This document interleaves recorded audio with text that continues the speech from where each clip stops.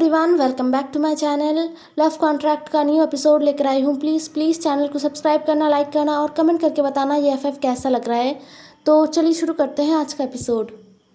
पिछले एपिसोड में हमने देखा था कि कैसे वांग जी विंग को अपने साथ अपने घर लेकर आया था और उनके बीच थोड़ा बहुत नोक झोंक और थोड़ा बहुत नाराज़गी भी हुआ। वजह ये था कि विंग ने वांग जी के दिए गए मार्क को मिटाने की कोशिश किया। इससे ही वांग जी गुस्सा हो गया था। अब हम आगे देखते हैं। वांग जी जो सीधा अपने कमरे में चला गया था, बेडरूम का डोर खोलते ही वांग जी के सामने विंग का चेहरा आया। विंग जो बेड पर सोया हुआ था वो ठीक से लेटा भी नहीं था, मतलब वो एकदम बेड के कॉर्नर पर बैठे बैठे सो रहा था। इतना अजीब तरीके से सोते हुए देखकर वांग जी ने अपने आंखों को सिकोड़ लिया। वांग जी अपने मन में सोचता है कैसे सोना भी नहीं आता ठीक से। ये कहते हुए वांग जी विंग के पास गया। वांग जी ने देखा कि विंग अभी तक फ्रेश भी नहीं हुआ है, वो बस सो रहा है। उसका चेहरा बहुत ही मासूम लग रहा है। वांग जी का मन तो नहीं था कि वो विंग को उठाए, बट अभी विंग को फ्रेश करना ज़रूरी है। अपने मन में ये सोचते हुए वांग जी ने विंग को हिलाया। 2-3 बार विंग के कंधे को हिलाने के बाद विंग धीरे धीरे अपने आँखों को खोलता है। वो अभी भी नींद में था, उससे कुछ समझ नहीं आ रहा था। उसे ऐसा महसूस हो रहा था कि वो अपने कमरे में है, इसलिए उसने अपने आँखों को सिकोड़ लिया। उसके कमरे में कौन आया है जो उसे ऐसे उठा रहा है? उसके रूम में तो बस नी हुए सांग आ सकता है, वो अभी क्यों आएगा? ये सब कुछ विंग के दिमाग में चल रहा था। इतना सब कुछ सोचते हुए विंग अपनी आंखों को धीरे धीरे झपका रहा था। 2-3 बार अपने आंखों को अच्छे से झपकाने के बाद वो अब क्लियरली देख पा रहा था। अपने सामने वांग जी को देखकर एक पल के लिए वो पहचान ही नहीं पाया, लेकिन दूसरे ही पल उसके दिमाग में सुबह से लेकर अब तक का सब कुछ एक एक करके आना शुरू किया और वो एकदम हड़बड़ा कर ठीक से उठकर बैठ गया। वो हैरान था और परेशान भी था। वांग जी ने विंग के सामने चुटकी बजाते हुए कहा, अब अपने ख्यालों से बाहर आओ, मैं ही हूँ, कोई और नहीं है। उठो और फ्रेश हो जाओ। आज हमारा फर्स्ट नाइट है, तुम इसे भूल कैसे सकते हो? मैंने तुम्हें पहले ही कहा था कि फ्रेश होकर रहना। विंग जिससे वांग जी की बातों को सुनकर एक बार फिर गुस्सा आ गया। कितने मुश्किल से तो उसने अपने आप को कंट्रोल करके खुद को शांत किया था, बट ये इंसान, लगता है इस इंसान को विंग को गुस्सा दिलाए बिना अपना खाना हजम नहीं होता। ये सोचते हुए विंग ने घूर कर वांग जी को देखा। वांग जी जिसका एक्सप्रेशन एकदम नॉर्मल था, वो बहुत ही शांत और काम दिख रहा था। वांग जी ने कहा, जाओ और जाके फ्रेश हो जाओ। विंग जिससे बहुत गुस्सा आ रहा था, लेकिन उसने अपने गुस्से को दबाया और सीधा बेड से उठा और वॉशरूम की तरफ चला गया। वॉशरूम में जाते ही विंग ने वॉशरूम का दरवाज़ा एकदम धड़ाम से बंद किया। इस शोर से वांग जी ने बस वॉशरूम को घूर कर देखा और बेड पर बैठ गया। वो शांति से बेड पर बैठा हुआ था। उसे पता है थोड़ी देर बाद यहाँ पर एक तमाशा होने वाला है, इसीलिए वांग जी शांति से बस इंतज़ार करने लगा। कुछ देर बाद विंग अच्छे से फ्रेश हुआ। फ्रेश होने के बाद ना वो इधर उधर देखने लगा। बाथरूम में बस बाथरोब है और कुछ नहीं। हाँ, टॉवल है, बट उसके पहनने लायक कुछ भी नहीं है। वो कितना बुद्धू है, वो जब आया इस घर में तब भी उसने अपना सामान कुछ भी नहीं लाया था, और अभी बाथरोब पहनकर वो कैसे बाहर जाएगा? और सबसे इम्पॉर्टेंट बात, वो बाथरोब पहन के पूरा टाइम तो नहीं रह सकता। विंग अपने मन में खुद से कहता है, विंग तू इतना बेवकूफ़ कैसे है? अब क्या तू उस खरूस लान वांग जी को कहेगा तेरे लिए कपड़े लेकर आने क्यों? वो तो लाएगा ही नहीं, ऊपर से फ़ायदा उठा लेगा तेरा और मजाक भी उड़ाएगा। कितना बेवकूफ़ है तू। वांग जी जो कहीं ना कहीं समझ पा रहा था कि बाथरूम के अंदर अभी चल क्या रहा है, लेकिन वो एकदम ही शांत से बैठा हुआ था। उसका एक्सप्रेशन एकदम ब्लाइंड था और वो चुपचाप बैठकर एक बुक रीड कर रहा था। विंग कुछ देर तक बाथरूम के अंदर ही इधर उधर घूमता रहता है और फिर बाथरोब को कसकर अपने शरीर से लपेटकर धीरे से बाथरूम का डोर अनलॉक करके बाहर आता है। रूम के बाहर आने के बाद विंग वांग जी को देखता है जो चुपचाप अपना सर झुकाकर कुछ पढ़ रहा था। विंग बहुत हिचकिचा रहा था। वो ऐसे इस कमरे से तो बाहर नहीं निकल सकता और इस कमरे में लान वांगजी ही है जो उसका हेल्प कर सकते हैं। क्या लान वांगजी करेगा उसका हेल्प? हाँ, ये इंसान इतना खड़ूस है और इतना टेढ़ा है। विंग को बहुत गुस्सा आ रहा था अपने स्टूपिड दिमाग पर। उसने पहले क्यों नहीं सोचा? अगर वो पहले कुछ सोचता तो शायद वो इस एम्बैरेसिंग सिचुएशन में नहीं पड़ता। ये सोचते हुए विंग खुद को मन में बहुत सारा बुरा भला कह रहा था। लेकिन अब क्या, अफसोस करके भी कोई फ़ायदा नहीं। वो इस एम्बैरेसिंग सिचुएशन में पड़ गया है। अब वो कुछ नहीं कर सकता, उसे इस सिचुएशन को फेस करना होगा। ये सोचते हुए विंग ने खुद को हिम्मत दिया और वो धीरे धीरे वांगजी की तरफ आगे बढ़ने लगा। जैसे जैसे विंग वांगजी के करीब जा रहा था ना, उसका हार्ट बीट इतना बुरी तरीके से बढ़ रहा था। वो महसूस कर रहा था जैसे कि उसका हार्ट अभी उसके दिल से बाहर निकल आएगा। उसे समझ नहीं आ रहा था कि वो इतना नर्वस क्यों हो रहा है। लेकिन जैसे तैसे वो हिचकिचाते हुए वांगजी के पास जाके खड़ा हो गया।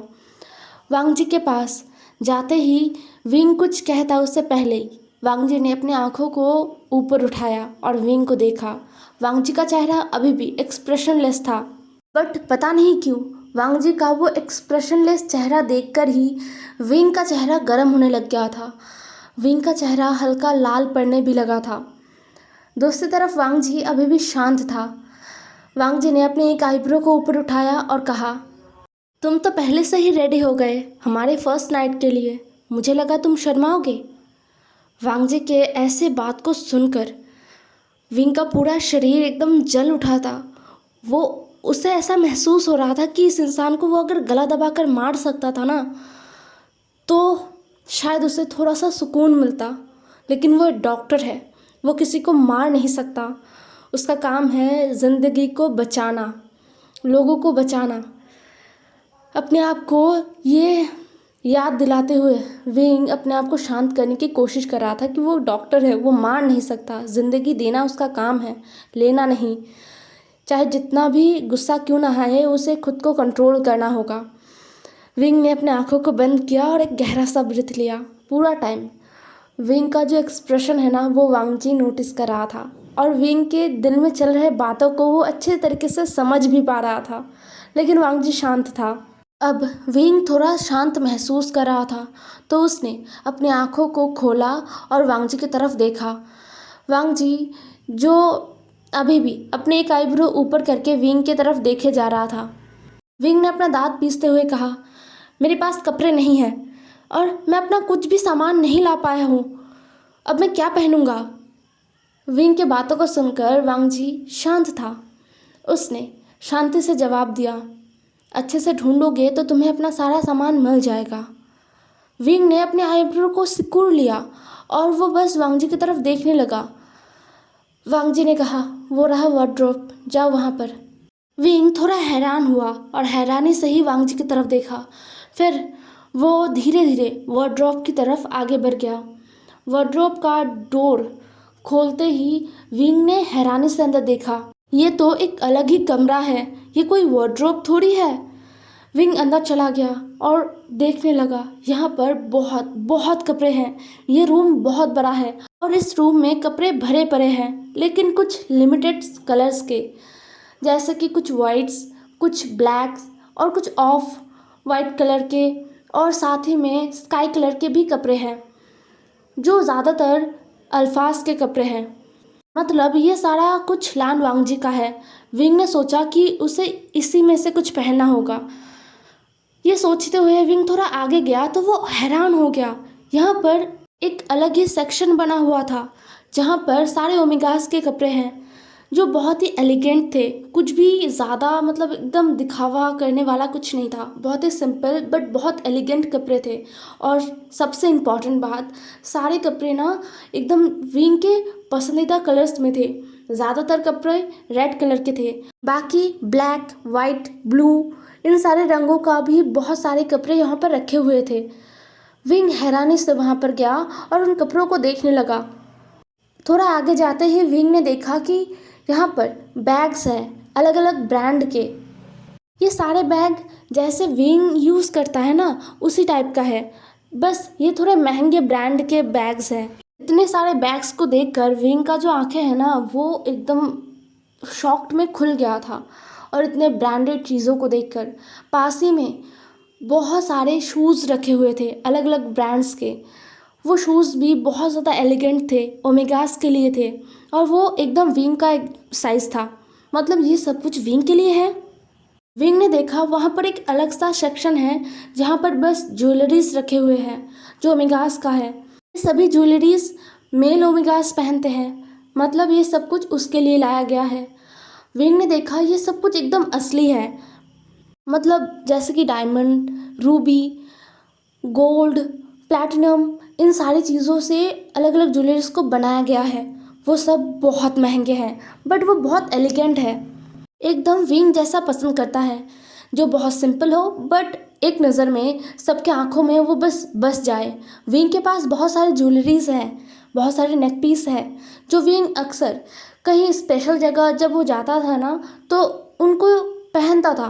वो बहुत ही सिंपल चेन के साथ लॉकेट हो या फिर सिंपल सा वॉच या फिर ब्रेसलेट ऐसा कुछ, बट वो सब कुछ नकली था। उसके पास कुछ भी असली नहीं था। वो बस ऐसे जैसे मिडिल क्लास लोग बाय करते हैं वैसे ही उसने बाय किया था और उसे हर जगह से कॉम्प्लीमेंट ही मिलते थे कि वो मतलब उसका आंखें एकदम बहुत अच्छा है, वो कीचड़ से भी सोना निकाल सकता है। सब उसे ऐसे मतलब कॉम्प्लीमेंट देते थे कि तुम इतना सुंदर सुंदर ज्वेलरीज कहाँ से बाय करते हो, कहाँ से तुम ढूंढ ढूंढ कर निकालते हो। बट विंग को ऐसे रैंडमली कुछ पसंद आ जाता था और विंग उसे ले लेता था और सभी उसे लेकर एकदम हल्ला मचा देते थे। ये सोचते हुए विंग के दिमाग में एक और बात आया। आज तक वो नकली ज्वेलरीज जब भी कभी पहनता था तो सब इतना ज़्यादा उसे देखकर तारीफ़ करते थे। ज़्यादातर उसके क्लासमेट्स या फिर उसके कॉलेज में जितने लोग उसे जानते थे, विंग का किसी के साथ एकदम गहरी दोस्ती नहीं था लेकिन विंग हर किसी से अच्छे से बात करता था। तो वो सब विंग को घेर लेते थे और पूछते थे कि कहाँ से ख़रीदा, हमें भी ख़रीदना है, हमारे लिए क्यों नहीं ख़रीदते, हम तुम्हें पैसे दे देंगे ना। जो नॉर्मल फ्रेंड्स के बीच बातें होता है।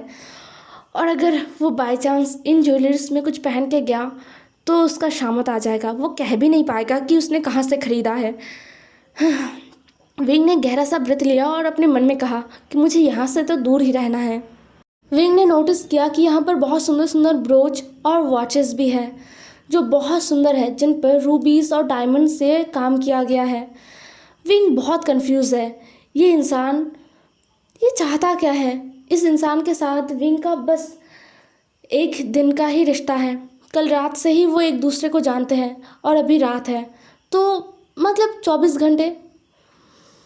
घंटे में ये इंसान उसके लिए इतना सब कुछ अरेंज कैसे कर सकता है। ऊपर से ये इंसान ऐसा दिखाता है कि किसी भी चीज़ से उसे कोई फ़र्क ही नहीं पड़ता। विंग कंफ्यूज है वांग जी के बिहेवियर को लेकर। खैर विंग फिर से अपने कपड़ों के पास आया और वहाँ से एक नाइट सूट निकाल लिया। ये नाइट सूट एक अलग ही कलर का है, ये नाइट सूट पिंक कलर का है और यहाँ पर बनीज बने हैं। विंग ने अपने आँखों को सिकोड़ लिया, मतलब यहाँ पर उसके पहनने के लिए, डेली पहनने के लिए जो कपड़े हैं या फिर कहीं जाने के लिए वो बहुत एलिगेंट है और वहाँ पर कुछ पर्टिकुलर कलर्स को रखा गया है, उनमें पिंक कहीं भी नहीं है क्योंकि विंग को पिंक उतना खास पसंद नहीं। पिंक पहनने पर लोग उसे बहुत क्यूट क्यूट कहते रहते हैं, इसे सुनकर विंग को इरिटेटिंग लगता है, इसलिए उसने पिंक पहना बहुत दिनों पहले से ही छोड़ दिया है। बट यहाँ पर उसके नाइट सूट सेक्शन में ना ज़्यादातर नाइट सूट पिंक कलर के हैं, अलग अलग शेड के पिंक हैं बट ज़्यादातर ही पिंक कलर के हैं और जो नहीं है वो वाइट कलर के हैं। विंग को थोड़ा अजीब लगा और सबसे इम्पॉर्टेंट, इन सारे नाइट सूट्स में ना एक बात कॉमन है, सब में बनीज बने हैं जो उछल रहे हैं, कूद रहे हैं, ऐसा प्रिंट किया गया है। विंग ने गहरा सा ब्रेथ लिया और कहा जो भी हो मैं इसे पहनकर बाहर तो नहीं जा रहा। ये कहते हुए विंग ने उस नाइट सूट को पहन लिया। फिर वो वार्डरोब से बाहर आया और आने के बाद सीधा ड्रेसिंग टेबल के सामने खड़ा हो गया। बड़ा सा मिरर है, वहाँ पर विंग खुद को देख रहा था। ये नाइट सूट उसके ऊपर अच्छा लग रहा था बट पिंक कलर, वो एक ओमेगा होने के बाद भी उसे पिंक कलर उतना खास पसंद नहीं है।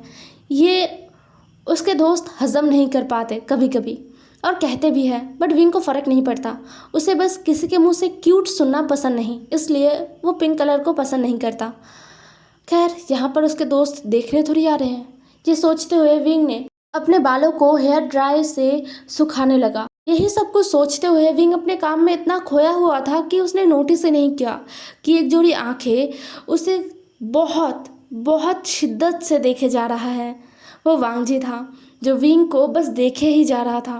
वांग जी ने बस इमेजिन किया था पिंक नाइट सूट में विंग को, वो वाले बनी पिंक नाइट सूट में विंग कैसा दिखेगा। उसके इमेजिनेशन में तो विंग बहुत सुंदर दिख रहा था, हद से ज़्यादा क्यूट अडोरेबल दिख रहा था। बट जब वो रियलिटी में विंग को देख रहा था तो वांग जी को ऐसा महसूस हो रहा था कि क्यूट और अडोरेबल शब्द भी कम है। क्या इससे ज़्यादा कुछ और हो सकता है जिससे हम कुछ हद से ज़्यादा क्यूट चीज़ को एक्सप्लेन कर पाए कि वो कितना क्यूट है और कितना अडोरेबल लग रहा है। वांग जी, जिसका सांस धीरे धीरे भारी होने लग गया था, उसने अपनी आंखों को बंद किया और अपने दिमाग में आए ख्यालों को झटकना शुरू किया। उसके दिमाग में बहुत सारे ख्याल आ रहे थे और बहुत सारा पिक्चर आ रहा था कल रात का। बट वांग जी हर एक चीज़ को अपने दिमाग से झटक रहा था। लगभग 5 मिनट तक खुद को शांत करने के बाद वांग जी उठा और वो विंग की तरफ धीरे धीरे बढ़ने लगा। विंग, जो अपने ही धुन में अपने बालों को सुखाने में लगा हुआ था, उसके बाल थोड़े बड़े थे, मतलब एक अच्छा खासा पोनीटेल बन जाए ऐसा। विंग को ऐसे बाल रखना बहुत पसंद है, ज़्यादा बड़ा नहीं और ज़्यादा छोटा नहीं। विंग पोनीटेल में ही रहता है ज़्यादातर समय। तो अभी विंग के खुले हुए बाल विंग के गले को, नेक को टच कर रहा था। वांग जी उन्हें देखते हुए आगे बढ़ा और पीछे से विंग को हग कर लिया। अपने पीठ पर किसी का मजबूत चेस्ट और अपने कमर में किसी के मजबूत हाथों को कसते हुए महसूस करके विंग का पूरा शरीर एकदम कांप उठा था। विंग पहले घबरा गया, लेकिन मिरर में देखने के बाद वो थोड़ा सा शांत हुआ। पता नहीं क्यों, उसे तो घबराना चाहिए, अपने आप को छुड़ाने की कोशिश करना चाहिए, लेकिन वो अचानक से एकदम शांत हो गया था। लगभग कुछ सेकंड ऐसे ही शांत रहने के बाद अपनी बॉडी रिएक्शन को देखकर विंग खुद ही हैरान हो गया। उसका बॉडी ऐसे कैसे मिस्टर लान वांग जी के सामने सरेंडर कर सकता है। ये सोचते हुए विंग को थोड़ा गुस्सा आया अपने ऊपर। दूसरी तरफ वांग जी, जिसे कुछ फ़र्क ही नहीं पड़ता विंग क्या सोच रहा है क्या नहीं। वांग जी ने विंग के हेड के ऊपर अपना ठोड़ी रख दिया और विंग को देखने लगा। वांग जी ने कहा, क्यूट लग रहे हो। विंग, जिसने अपना मुंह बनाया और कहा, छोड़िए, ये क्या बदतमीज़ी है, आप ऐसे कैसे मुझे छू सकते हो मेरे बिना परमिशन के। वांग जी ने कीड़ा स्माइल किया और कहा, अब मैं तुम्हारा हस्बैंड हूँ, अल्फ़ा हूँ, मैंने तुम्हें मार्क किया है, हमने शादी भी कर लिया है, तो अब तो पूरा राइट है तुम्हें छूने का। तो मुझे बताओ, ये बदतमीज़ी कैसे हुआ। विंग ने अपना दांत पीसते हुए कहा, ज़बरदस्ती शादी किया है, ब्लैकमेल करके, और ज़बरदस्ती की शादी में कभी भी राइट नहीं दिया जाता। वांग जी ने यह सुना और कहा, बहुत कुछ जानते हो, लेकिन तुम्हें याद तो होगा ना, तुमने एक कॉन्ट्रैक्ट भी साइन किया था, उसमें क्या क्या लिखा हुआ था, तुमने अच्छे से रीड तो किया था ना लिटिल बनी। विंग ने इरिटेट होते हुए कहा, पहली बात, मैं कोई बनी नहीं हूँ और मैं लिटिल नहीं हूँ, 20 साल का हूँ मैं।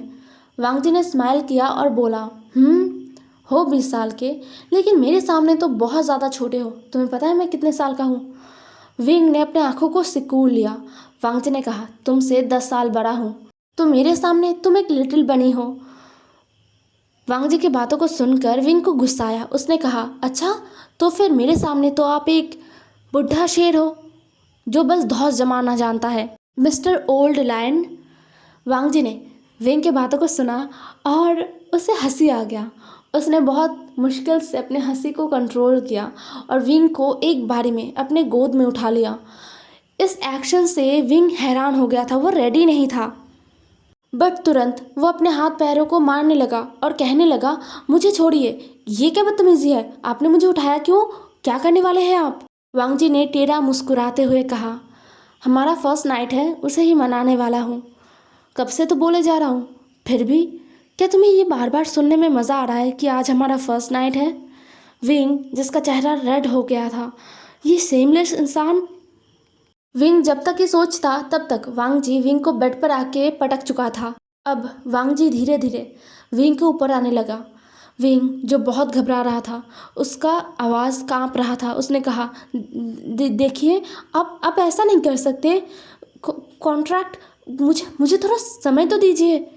वांग जी ने स्माइल किया और बोला, कॉन्ट्रैक्ट में तो ये नहीं था। कॉन्ट्रैक्ट में ये था कि मैं जब चाहूँ जो चाहूँ तुम्हारे साथ कर सकता हूँ। तुम मेरे हर एक बात को मान कर चलोगे। साथ ही में हम दोनों हस्बैंड वाइफ है, तो तुम्हें मुझे एक हस्बैंड का सारा राइट देना होगा। ये सब कुछ पढ़ने के बाद ही तुमने साइन किया था, है ना? और बाकी के क्या रूल्स थे? तुम मेरे अलावा किसी और अल्फा के पास कभी नहीं जा सकोगे। अपने पूरे लाइफ में तुम दोबारा कभी शादी नहीं कर सकते। और हाँ, मुझसे डिवोर्स लेने के बारे में तो तुम सोच ही नहीं सकते। मुझसे तुम कभी डिवोर्स नहीं ले पाओगे। और विंग जो हर एक रूल को फिर से याद कर रहा था। हाँ, ये सब कुछ था। वांग जी ने फिर सोचते हुए कहा, तुम अल्फ़ा फ्रेंड्स नहीं बना सकते। ये कहते हुए वांग जी के चेहरे पर एक अजीब सा ही स्माइल था। बदले में मैं तुम्हें तुम्हारी मदर के राइट्स दिलाऊंगा। तुम्हारे मदर के नाम का जितना भी प्रॉपर्टी तुम्हारे फादर ने ज़बरदस्ती अपने पास रखा है, उन सबको मैं तुम्हें दिलवाऊंगा। साथ ही में तुम्हारे फादर को मैं पनिश भी करूंगा और तुम्हारे पढ़ाई का सारा जिम्मा उठाऊंगा। मैं भी पूरी ज़िंदगी तुम्हें डिवोर्स नहीं दे पाऊंगा। मैं कभी ओमेगा फ्रेंड्स नहीं बनाऊंगा। मेरे फ्रेंड्स नहीं हैं, तो तुम ज़्यादा टेंशन मत करो। यही सब कुछ तो था। तुमने अच्छे से पढ़ा था या नहीं? विंग ने अपना सर हाँ में हिलाया। उसने पढ़ा था अच्छे से इन सब चीज़ों को, लेकिन उस वक्त उसे बहुत गुस्सा आ रहा था। तो इन सारी चीज़ों को लेकर, इन सारे शर्तों को लेकर उसने उतना ज़्यादा गहराई से सोचा नहीं था।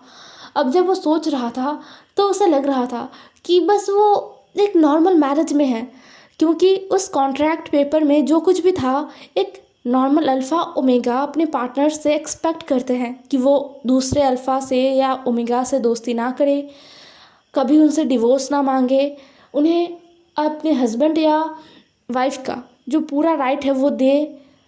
यही सब कुछ तो एक नॉर्मल कपल चाहते हैं, और वही सब कुछ रूल की तरह वहाँ पर था। बदले में विंग को अपनी मदर के खोए हुए प्रॉपर्टी को फिर से पाने का एक नया रास्ता दिखा।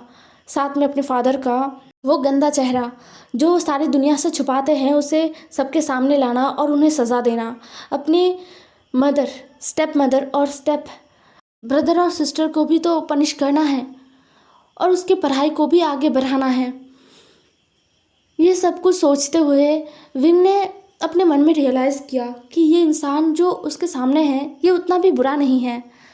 बट जो कुछ भी हो रहा है वो बहुत शॉकिंग है। एक इंसान, एक अनजान इंसान एक वन नाइट स्टैंड के लिए इतना सब कुछ क्यों करेगा, अगर इसके पीछे उसका अपना कोई बड़ा रीज़न ना हो तो। लेकिन वो रीज़न है क्या जिसके लिए लान वांग जी ये सब कुछ कर रहे हैं? विंग को सोच में डूबा हुआ देखकर वांग जी ने विंग के कमर को सहलाया और विंग के नाइट सूट के अंदर से विंग के बेली को टच किया। वांग जी का ठंडा हाथ जब विंग के बेली को टच करके गया ना, विंग अपने सोच से तपाक से बाहर आ गया। उसका पूरा शरीर एकदम एक बार फिर से कांप उठा। उसने घबराकर वांग जी को देखा। वांग जी के आंखों में कुछ था। वांग जी ने विंग के आंखों में देखते हुए कहा, तो फर्स्ट नाइट मनाया जाए। ये कहते हुए वांग जी धीरे धीरे विंग की तरफ झुक रहा था।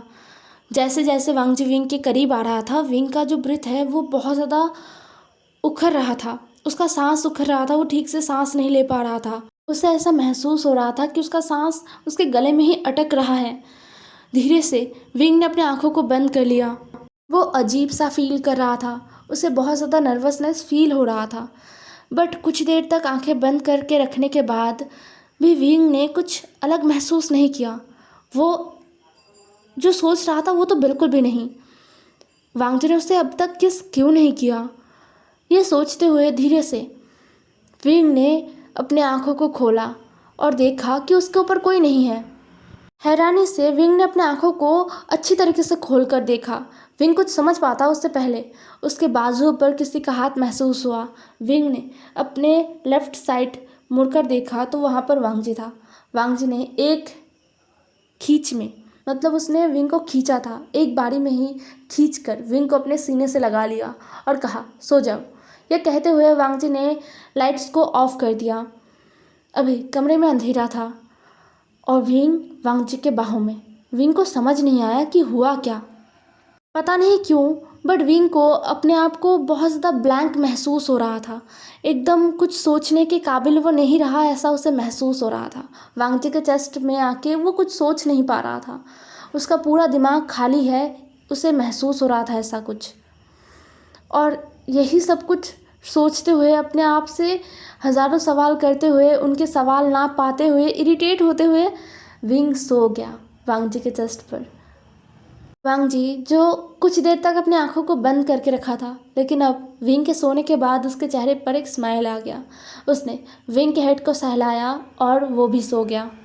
हे एवरीवन, आज का एपिसोड यहीं पर ख़त्म होता है। ज़रूर बताना कैसा लगा आज का एपिसोड। बाय बाय, कल मिलेंगे एक नए एपिसोड में।